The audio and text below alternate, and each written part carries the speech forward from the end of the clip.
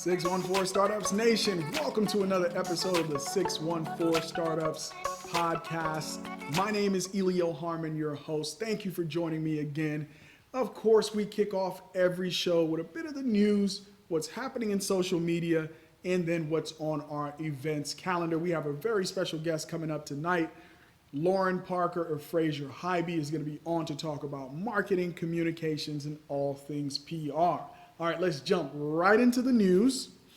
And a couple of friends of the show are in the news this week, including our good friend Doug McCullough over at Color Coded Labs. Big shout out to Color Coded Labs. They are also a sponsor of this show.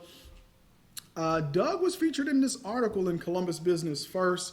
They are kicking off their coding boot camp, and they are located in King Lincoln. They've made a big investment in King Lincoln and looking forward to coding available in that community and available to people of color, right? The goal is to train up as many people, not just in some abstract coding with the hopes of getting a job, but really identifying the skills that employers need, partnering with those employers, getting people trained, and getting people to work. The first cohort launches in May.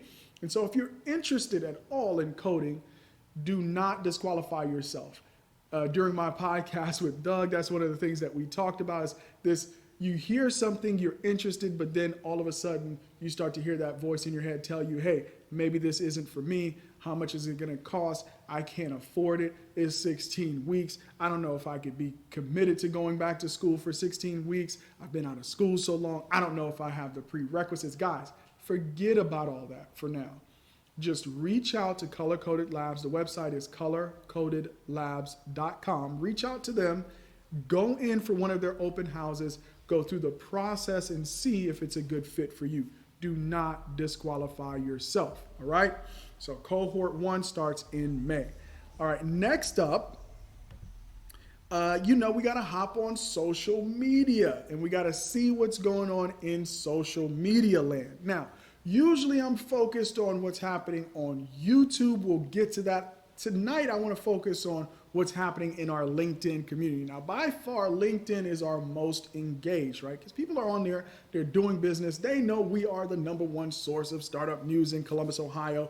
LinkedIn is currently our fastest growing community with over 1,300 followers right now. So if you want to keep track of kind of our daily posting on social media, we're doing the most of that daily update on LinkedIn.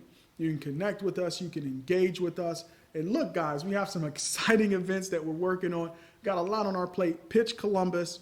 We're working on Columbus Startup Festival. We don't know, 2021, maybe 2022, but the big one on the calendar is ONES, which is a partnership with Bright.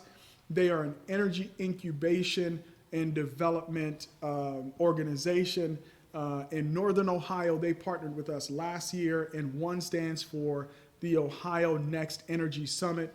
And we are trying to put this conference together to be ultimately the biggest energy conference in the country.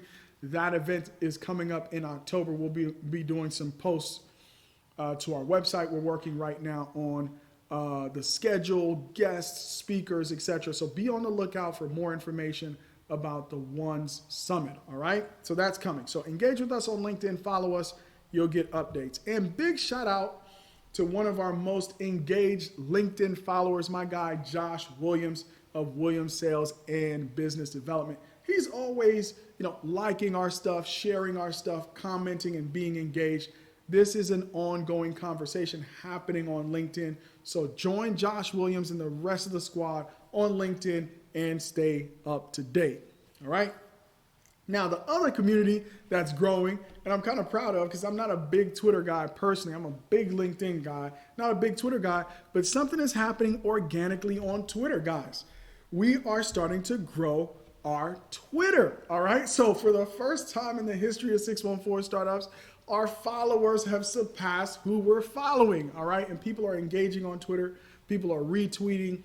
And this was an interesting post. I don't know if you guys know this or not, right?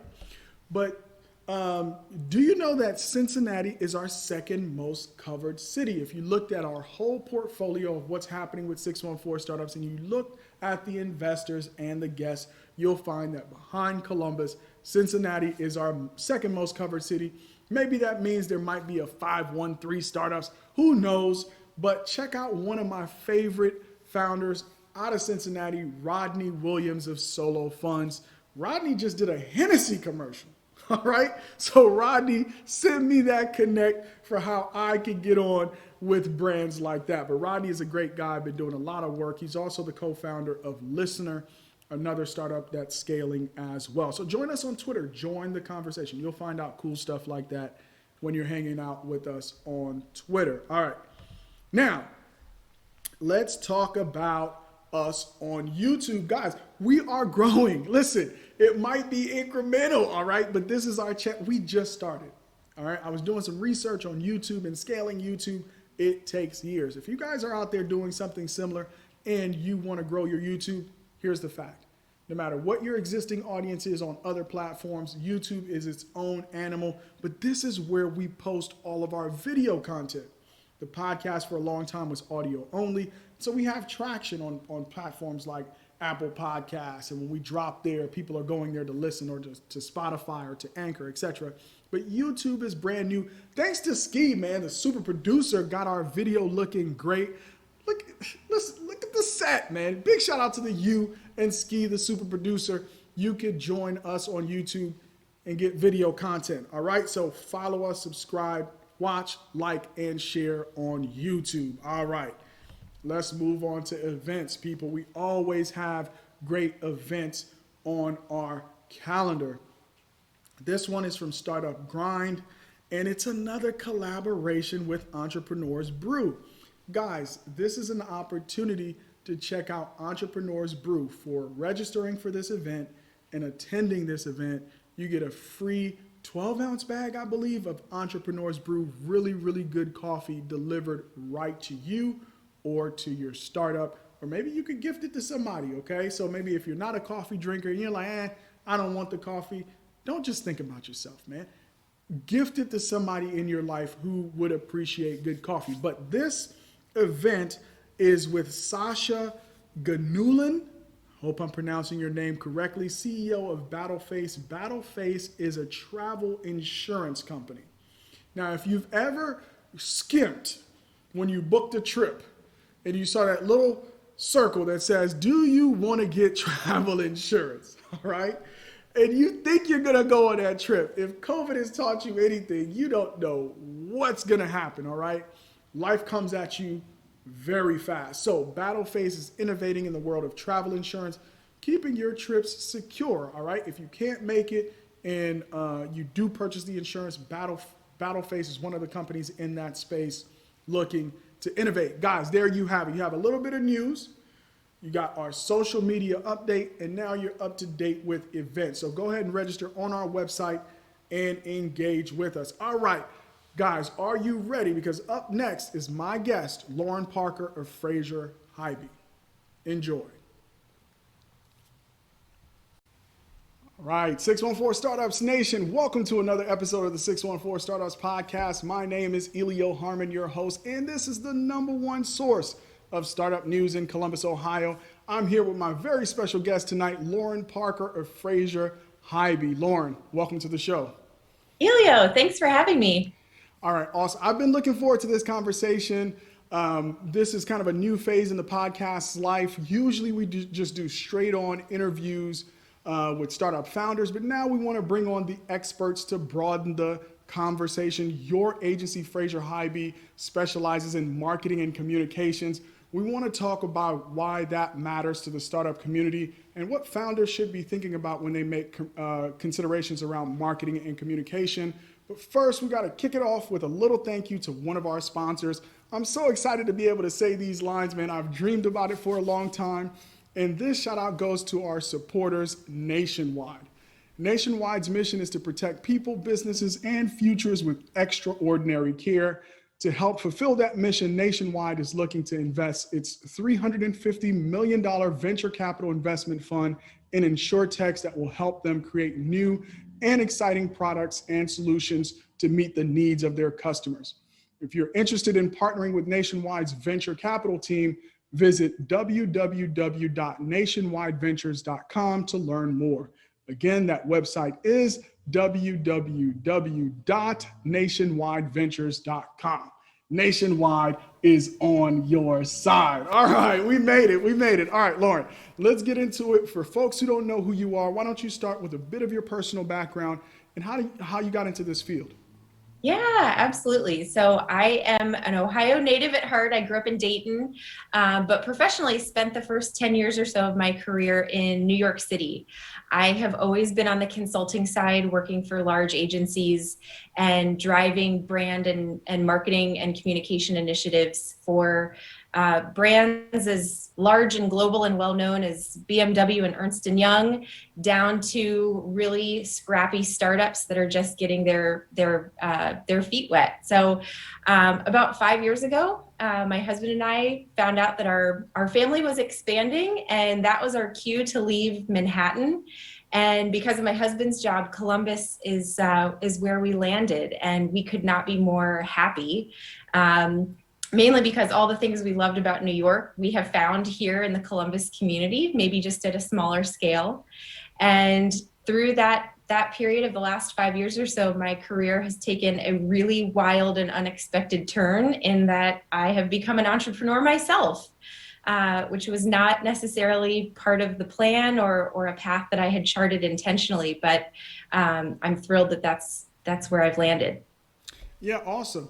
And we like serendipity here on the show. So you have to tell us the story going from kind of pursuing your career, moving to Columbus, Ohio, and then stumbling upon this opportunity to become an entrepreneur. How did that happen?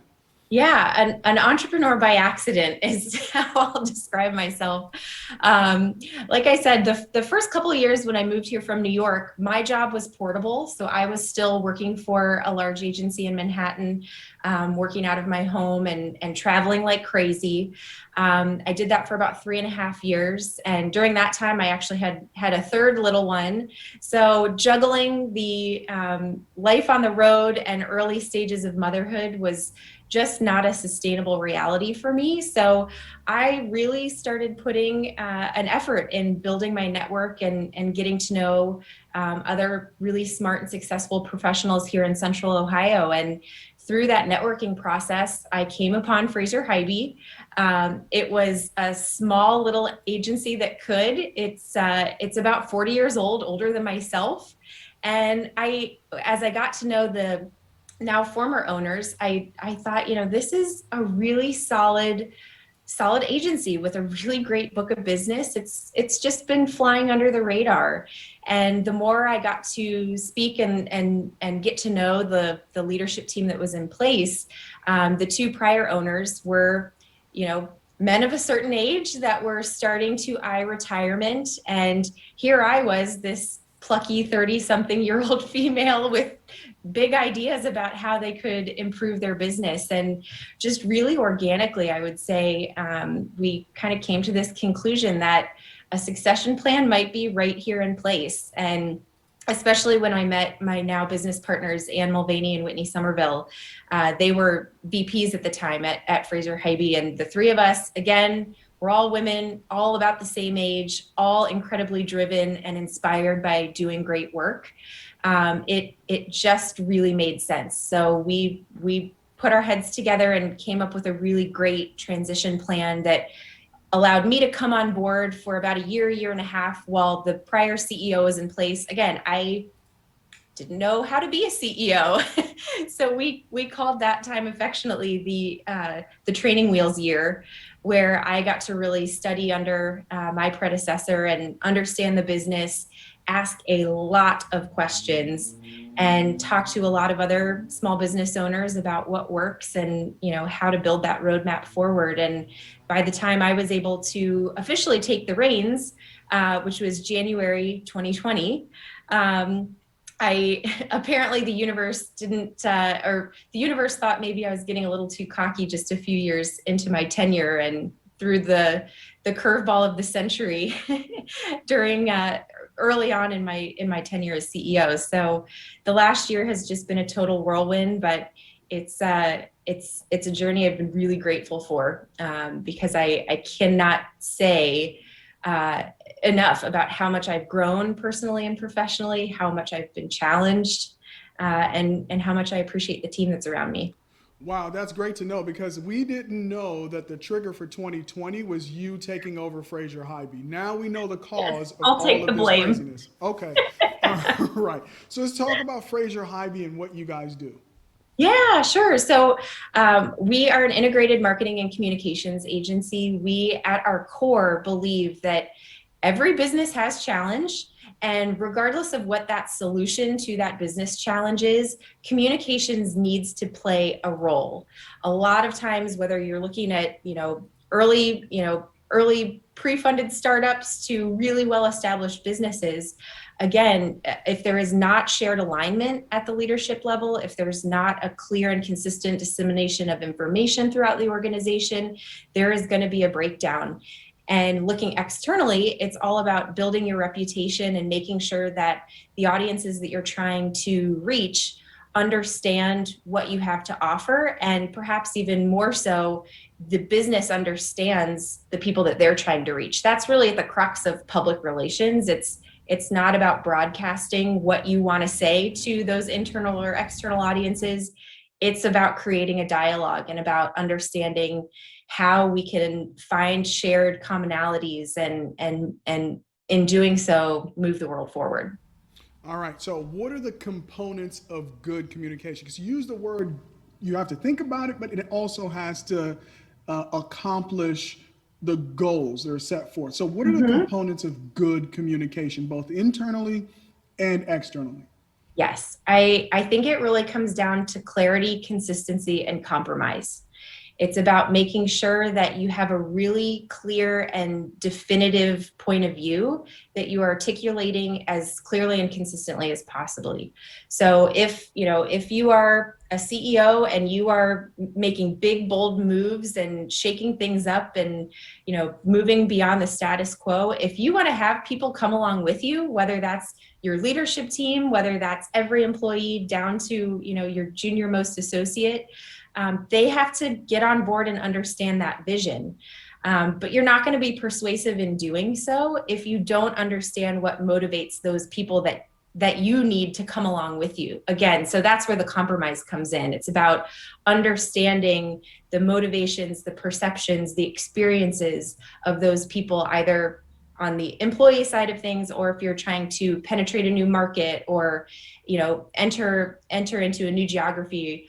You need to understand what you're walking into, because if you just come in and again broadcast your message without taking the temperature of what you're walking into, your message ultimately isn't going to land. All right. So let's take clarity. All right, because Mm-hmm. that. I mean, that requires some thought. Mm-hmm. It requires discipline. Mm-hmm. How do you get entrepreneurs who are notoriously, right, shifty, jittery, change on a dime, Yep. adopt new ideas, want to go in 1,000 different directions? How do you help entrepreneurs get clear? That Mm. thinking that's required, that discipline that's required, that in political speak, staying on message. How do you help entrepreneurs stay on message? Oh, that's such a great question.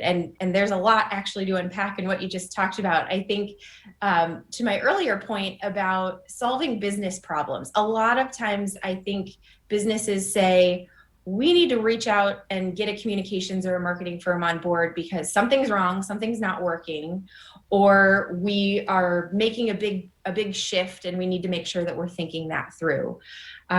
We always say that, when we come into any sort of a situation and working with a new or established client, we need to really make sure that we're solving the right problem.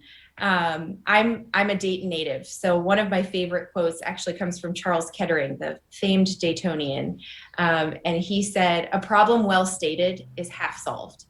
And I think a lot of times people, when they are shooting from the hip, they're making decisions at 1,000 miles an hour. You're overlooking the fact that you might not be solving to the right problem.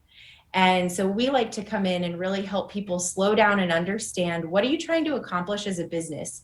And particularly for an entrepreneur, entrepreneurs tend to erupt out of this need for something that is missing in the marketplace. I've talked to a lot of entrepreneurs where they're like, I had this need and I looked at a lot of different companies and I couldn't find the perfect fit. So I just decided I'm going to create it myself. And so I like to use that metaphor in working with entrepreneurs, where it's like, okay, if you're going to be clear and if you're going to be consistent with your message, figure out what problem it is that you are solving for people and stick to it. That becomes your home base message. It's something that you come back to time and time and time again. And the more that you can convey that drumbeat message, the more people are going to get on board and really understand your value proposition. All right. So that's one part of it, right? Staying clear, and you have to really think about it. You have to stay disciplined. You have to stay on message. Mm-hmm. Let's talk from a marketing perspective and kind of mix it in with communications, right? So one of the things that they Mm-hmm. talk about early on is you have to know your market and you have Yes. to understand your niche and really understand what the needs of that market are. How Mm-hmm. do you go from understanding the needs of the market and then finding a way to communicate in the language that reaches that market and resonates with them, right? Because you could actually be solving their problem, but it could just be a complete miss on the message. Yeah. How do you go through that process of finding how to say what you're doing in a way that resonates with your audience? I love this question. There are a lot of agencies that either play in the marketing lane or the communications lane. And we all know marketing with a capital M, it is a data driven numbers game. There's a clear correlation between your dollars spent to how that tracks to your bottom line. And a lot of that marketing strategy is driven, to your point, by doing the research, doing the homework, understanding your target personas, understanding their customer journey, understanding all these parts and pieces that go into a decision-making process of their target audience. On the flip side, communications people are often very data averse. We are the numbers people. It's all about building that emotional connection and, crafting that message. And I am a firm believer that data can drive both sides. And a business is going to be the most successful when it fully embraces both marketing and communications, because especially in this digital world that we're living in, there is this massive convergence where any aspect, any potential way that a customer, an investor, a partner, any of these potential stakeholders, they have so many different ways, different entry points into coming across your business, going deep and really understanding what your business does or offers or what it could be. And so making sure that the marketing piece is, again, incredibly smart, incredibly data driven. It's just as important to do that on the communication side. And so we take a really rigorous data driven approach, both to the communication side, just as we would on the marketing side, where it is all about understanding who we're trying to talk to. It's about understanding their mindset and their motivations and their needs, and making sure that any of the messaging and the, everything from, traditional PR to owned communication channels are in sync with any of the marketing outputs, and are flexible and dynamic in terms of, adjusting to the needs of those core stakeholders, because it's never just a one and done. It's not an if you build it, they will come. You have to make sure that you're continually keeping your finger on the pulse of those people that you're trying to serve, and being adaptable and amenable to what's going to serve them best. Yeah, and it's that triggering of emotion, Mm, right? It's you got the market right, but you haven't reached them, right? You haven't touched them. yeah. It hasn't really gotten to that point with them where they want to engage with you in a way that is authentic to them. And that's what I want to come back to after we take a quick break. I want to talk about authenticity and Mm. believability. All right. So our next sponsor is Color Coded Labs. It's time for a better career in tech. Introducing Color Coded Labs, a 16-week boot camp that does more than teach basic code. It is a program designed to help you actually get a career in tech. At Color Coded Labs, we've removed all the barriers to help you learn the skills you need to start a career you love in weeks, not years. All designed for people of color by people of color. Apply now at colorcodedlabs.com. All right, talk about a mission and being clear. That was short and sweet. All right, let's talk Well done. about authenticity and Yes. believability. I think we get so many messages and we've evolved to make snap judgments. Mm. When you get a Hmm. message from a brand, have you looked into how we evaluate the authenticity? Because I know oftentimes we don't have the body language to go with it, and human beings are close observers of body language to determine authenticity and believability. But when you're talking about a brand with no body, right? What are we as consumers reading when we say, "Oh yeah, they're being authentic," or "That's believable," and it Yeah. goes beyond just what you're saying? Yeah, I love this question because especially if we look at the data, younger people that have this immense buying power, the Gen Zs and even the millennials to an extent, we want to buy from companies with a purpose. And there is increasingly this demand around making decisions that are more than just the utility of the product that I need. People that want to spend their money want to know that they are spending their money with organizations that have shared values, and again, particularly these younger generations want to use their buying power, buying potential as an extension of their authentic selves, and how they're so essentially there is a higher bar for companies to put a stake in the ground on these big social issues, for example, that have been ricocheting throughout our culture over the last couple of years. Whereas 10, 15 years ago, there was not an expectation that any company necessarily had to go out and put out a statement about their position on Black Lives Matter. Now there are people that are going directly to the CEO on the CEO's social media channels, whether it's their own employees or their own customers, that are saying, where do you stand on this? And because it's such a critical part of how they are vetting the various options for where they can spend their dollars. And to your point about people want to engage with a person, not a logo. I think especially looking at social media, there are definitely some breakout brands that have figured out how to personify their brand like to the max. I think our local sweetheart in Wendy's is a great example. But to do that well, there has to be a really clearly articulated point of view from that organization, and a clear, and I'm not just talking about a mission statement or a purpose statement. Those are important components, but it's what permeates throughout the organization. It's what becomes the North Star for how leadership makes decisions. And it becomes the benchmark for what that both employee experience and customer experience is when you're dealing with an organization. So again, it's definitely something that's evolving, but it's something that's more top of mind, where consumers expect to have that accessibility to the people behind the brands. Again, you see people that if they're having, if their cable's out, they're going to be tweeting directly at, whoever is going to get them an answer the fastest. So having a really clear and authentic understanding, both, and it starts at the top, of course. You want to make sure that there is authenticity at the very top as a founder, as a CEO, as a leader. And just let that permeate throughout the organization, because it becomes a lighter lift to be authentic when you are hiring for shared values, when you just have a really clear and compelling articulation of what the organization does and stands for, and people will notice it. It's because it's clear when you're faking. All right. So let's again combine the marketing and the communication. So let's say you get hired by a firm, right? Mm-hmm. Or we have somebody watching, they're not quite ready to hire a firm yet. What kind of auditing process of their marketing material, communication, what are some things that you look at to get a baseline for where a company is in terms of their messaging Yep.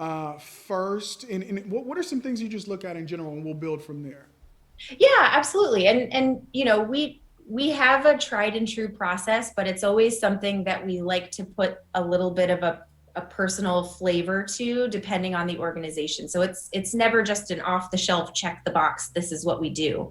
But in more general terms, we want to, if we're working with an established brand, get our hands on any and all marketing materials that have been produced to date, just so we can see not just how they're talking about themselves now, but even historically, how that message has evolved over time. We want to look at competitors. And it's always interesting depending on the industry. Sometimes defining who your competitors are is a really easy task, and sometimes it's a lot more murky. But we want to make sure that we have a really good sampling of, who are you up against and who else is in that chatter in the back of the minds of the consumers, or again, investors, whatever the target audience is. Who else is playing in the same space? And we do a really thorough and extensive look at how do they talk about themselves? Who do they use as public spokespeople? How accessible and available are through their paid, earned, and owned channels? And then we want to talk to stakeholders, whether that's through a really comprehensive survey of employees, for example. And again, sometimes we'll leverage existing data. If they do a quarterly employee engagement survey, we want to look back at the historic results there. But my favorite is really literally getting in the room or in the Zoom call with key stakeholders and hearing right from the horse's mouth, what's the current state of the brand? What's the desired state of the brand? Where are the gaps? What are, a traditional SWOT analysis, strengths, weaknesses, opportunities, threats. And, once we can take all of that primary research, we also want to make sure that we're taking a look at what's happening outside of the organization. What's the broader market context in which they're operating? Because yes, we want to take into account what you're saying and what your competitors are saying, but can we get any indication of what's happening more broadly in both that particular industry, but also in the broader cultural zeitgeist? And then again, once we have that really comprehensive picture, typically my team is going to literally roll up our sleeves and do a series of war room strategy sessions where we really dig in, we look for patterns, we try to understand what are those key insights that will really drive our strategic approach. And this is a collaborative process. We don't ever like to work with a client that is going to send us off to work in a vacuum. We really appreciate that level of collaboration where the clients are right in there with us and offering their point of view and can serve as that sounding board. So it's a really fun discovery process when you go in it with an open mind. You cannot go in with any preconceived notions. You can have a hunch of maybe what you think the direction might be that we should take, but the very best work always comes when you have that completely surprising aha moment that just brings everything into focus, and then that seamlessly becomes your roadmap moving forward. All right, now we know there's more to FrazierHeiby than just this topic, but I do want to talk about it because, like you said, this is oftentimes when people are banging at your door. Something has gone wrong. And what we think about when something has gone wrong is get somebody from PR on the phone immediately. So how does FrazierHeiby define PR? Yep. And then let's talk about crisis management from a PR perspective. Yep. Yeah, absolutely. So public relations, literally, like, let's just break down that terminology. Like, we are talking about building relationships with different types of groups of people, and any business might have customers there, but there is a much more robust wheel of stakeholders that might come into contact with your business in some ways, and many go overlooked or aren't really given much thought. In a lot of cases, it's all about the customer, and for obvious reasons that makes sense, but we always try to make sure that our clients are thinking about every potential scenario, because especially in this, mobile, global, interconnected world, there's a lot of complexity and you never know where you might be tripped up. And so I will say, yes, you can call us if you know what has hit the fan, but I highly recommend working with a partner to do that strategic scenario planning and thinking through what potential crises might come down the pike so that you can be prepared and act incredibly swiftly when the time comes. So more generally, again, public relations is about building two-way dialogue between all of those potential stakeholders. It's about not just crafting a message and determining what you want to say to potential investors, for example, but rather it's, we see ourselves as equally accountable to those stakeholders as we are to our clients. So yes, we can craft a really great message strategy, but we are not at the service of our clients if we are not bringing them information and insight about the people that they wish to influence, because the message ultimately it's not gonna sit well if we haven't done that due diligence.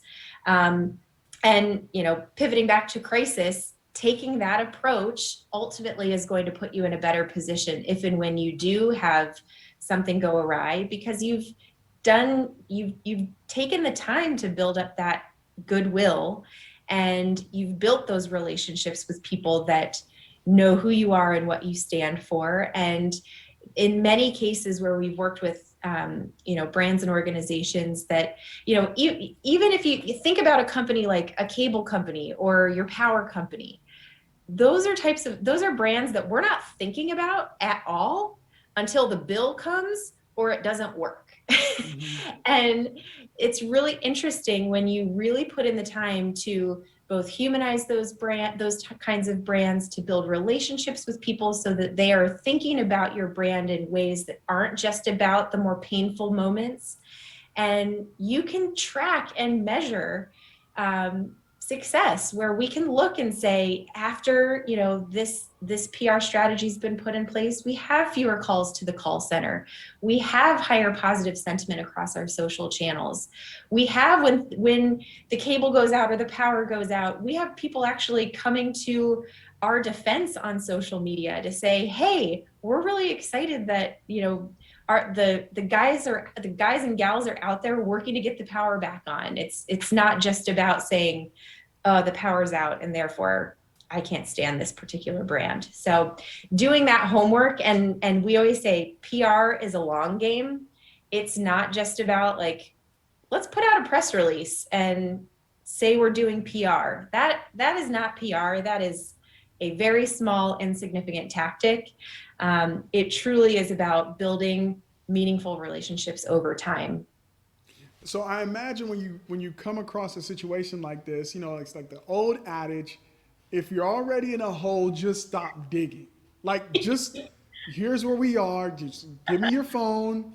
Don't go on Twitter. Just stop for a minute, right? I'm guessing that's probably rule number one in crisis management.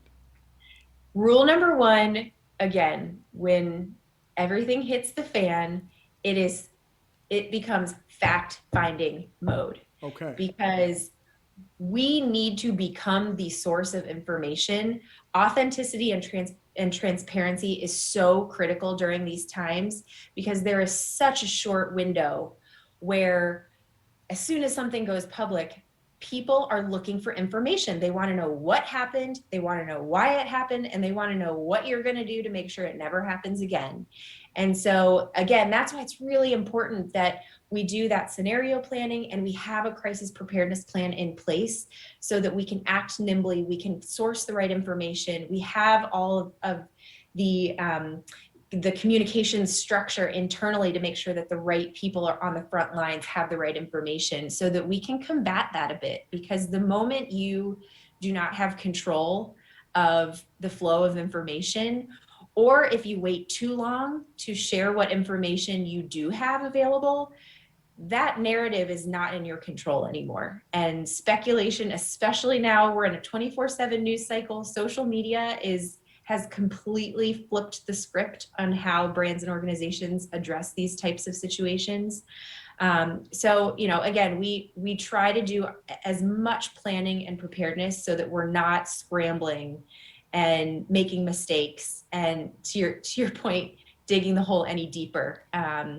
It's truly about doing the right thing, and that's an important point for us too. As an agency, we always want to make sure that we are partnering with brands and organizations that are going to be willing to do the right thing in the hardest of times, and are going to be willing to take that level of accountability when it makes sense, because we do not see ourselves as spin people. We do not see ourselves as fixers that are just going to brush things under the rug for us. That is not how we define PR or crisis communication. For us, it is about helping brands and organizations do the right thing and make sure that they are coming out on the other side, with those relationships just as strong, if not stronger than before.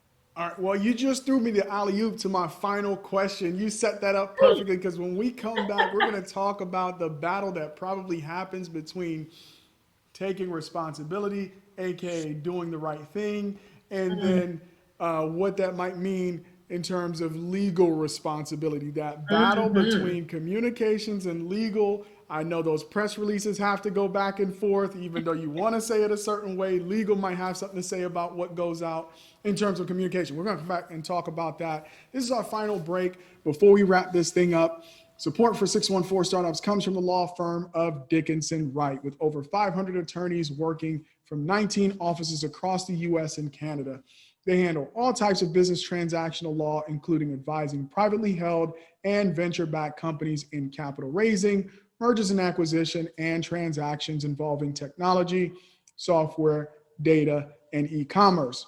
Partner Alex Brown serves as outside counsel to startup companies ranging from business entity selection and formation, protection and commercialization of technology assets, conducting business online, and data security issues.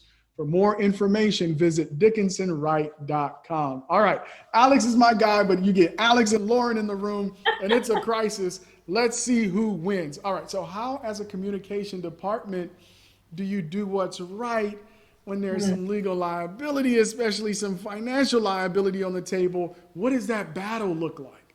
I love this question, especially because I am married to an attorney.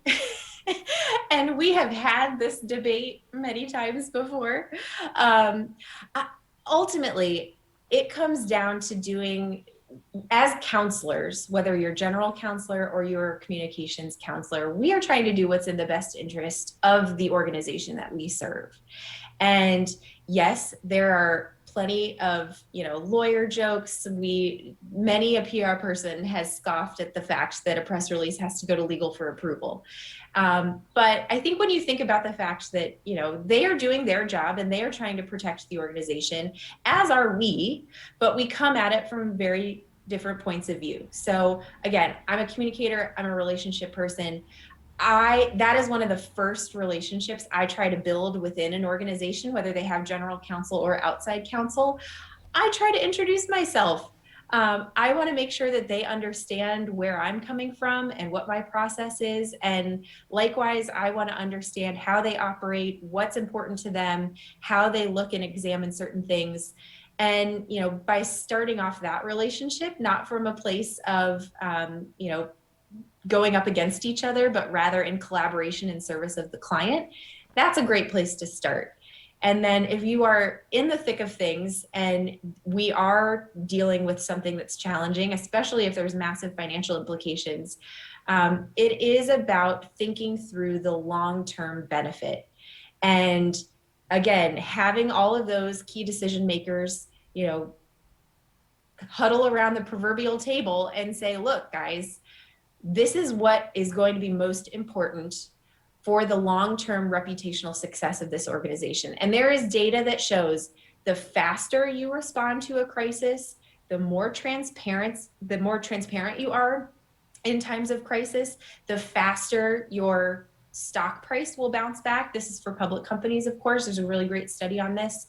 And, I try, again, as a counselor, to educate and to pull them along and say, yes, there might be some short-term benefit of us not releasing certain information or really watering down our message or pulling certain details that might ruffle some feathers or, cause again some short-term angst. But we've got to play the long game, especially if you're going to be an organization that's going to be around for the long haul.